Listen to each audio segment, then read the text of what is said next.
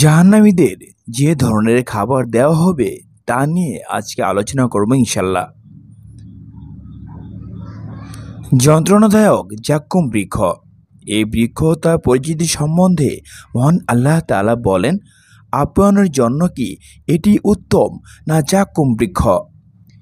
সীমা লঙ্ঘনকারীদের জন্য আমি এই সৃষ্টি করেছি পরীক্ষাস্বরূপ। এই বৃক্ষ জাহান্নামের তলদেশ থেকে উদ্গত হয়। এর মোচা শয়তানের মাথার মতো। সীমা লঙ্ঘনকারীরা তা ভক্ষণ করবে এবং তা দিয়ে উদরপূর্ণ করবে।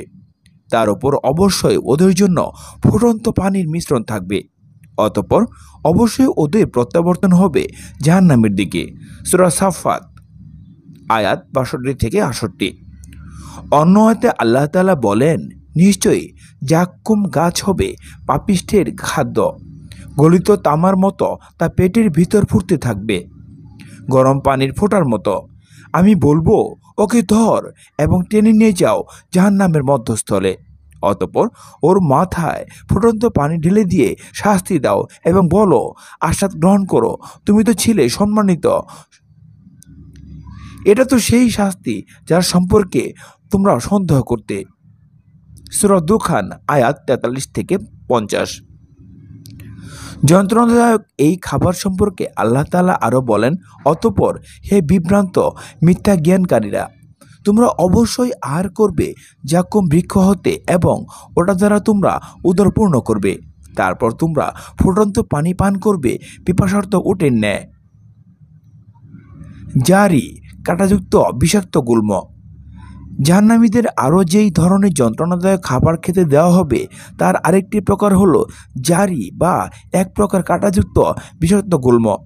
এই বিষয়ে মহান আল্লাহ তাআলা বলেন, তাদের জন্য বিষাক্ত কণ্টক ছাড়া আর কোনো খাদ্য নেই। গলায় আটকে যায় এমন খাবার। জাহান্নামীদের যন্ত্রণা বাড়িয়ে দিতে তাদের এর বাইরেও এমন এক ধরনের খাবার দেওয়া হবে তা মুখে নেওয়ার পর গলায় আটকে যায়, গেলা যায় না এমন খাবার। এই বিষয়ে মহান আল্লাহ তাআলা বলেন, নিশ্চয় আমার কাছে আছে শৃঙ্খল প্রজ্বলিত অগ্নি। গিসলিন। জাহান্নামীদের আরেক ধরনের অখাদ্য দেওয়া হবে, তা হলো গিসলিন বা তাদের নিজেদের ক্ষত থেকে বের হওয়া পুঁজ। আল্লাহ তাআলা বলেন, অতএব এই দিন সেখানে তার কোনো সুহৃদয় থাকবে না এবং কোনো খাদ্য থাকবে না ক্ষত নিঃসৃত পুঁজ ছাড়া, যা অপরাধীরা ছাড়া আর কেউ খাবে না। সূরা হাক্কাহ আয়াত ৩৫ থেকে ৩৭। আগুনের অঙ্গার। আগুনের অঙ্গার খেতে দেওয়া হবে এমন ব্যক্তিদের যারা আল্লাহ তাআলার কালামের বিনিময় গ্রহণ করে। মহান আল্লাহ তাআলা বলেন, আল্লাহ যে কিতাব অবতীর্ণ করেছেন, যারা তা গোপন করে ও তার বিনিময়ে স্বল্প মূল্য গ্রহণ করে, তারা কেবল আগুন দিয়ে আপন পেট পূর্ণ করে।